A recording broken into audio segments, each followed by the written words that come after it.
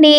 ఈరోజు lunch special టమాటా పప్పు, carrot, ఆలు ఫ్రై. మరి మీరేం చేసుకున్నారు లంచ్‌లోకి? కామెంట్‌లో తెలపండి. ముందుగా టమాటా పప్పు కోసం కందిపప్పును బాగా కడిగి కుక్కర్‌లో వేసుకోవాలి. ఇప్పుడు టమాటాలు, చింతపండు, చిన్నుల్లిపాయ, పచ్చిమిర్చి, ధనియాలు, జీలకర్ర, కారం, పసుపు కూడా వేసుకొని తగినన్ని వాటర్ పోసుకొని కుక్కర్ మూత పెట్టుకొని 5, 6 విజిల్లు వచ్చాక ఆవిరంతా పోయాక తగినంత ఉప్పు వేసుకొని బాగా ఎనుపుకోవాలి. ఇప్పుడు ఒక 2 నిమిషాలు ఉడికించుకొని పక్కన పెట్టుకోవాలి. ఇప్పుడు స్టవ్ ఆన్ చేసుకొని ప్యాన్ పెట్టుకొని ఆయిల్ వేసుకొని ఆయిల్ కాగిన తర్వాత తాలింపు గింజలు, ఉల్లిపాయ, చిన్నుల్లిపాయ, కరివేపాకు, ఎండుమిరపకాయ కూడా వేసుకొని తాలింపు అంతా వేగిన తర్వాత ఇంగు కూడా వేసుకొని ముందుగా ఉడికించి పెట్టుకున్న పప్పులో ఈ తాలింపు అంతా బాగా కలుపుకొని ఒక 2 నిమిషాలు ఉడికించుకుంటే టేస్టీగా టమాటా పప్పు రెడీ.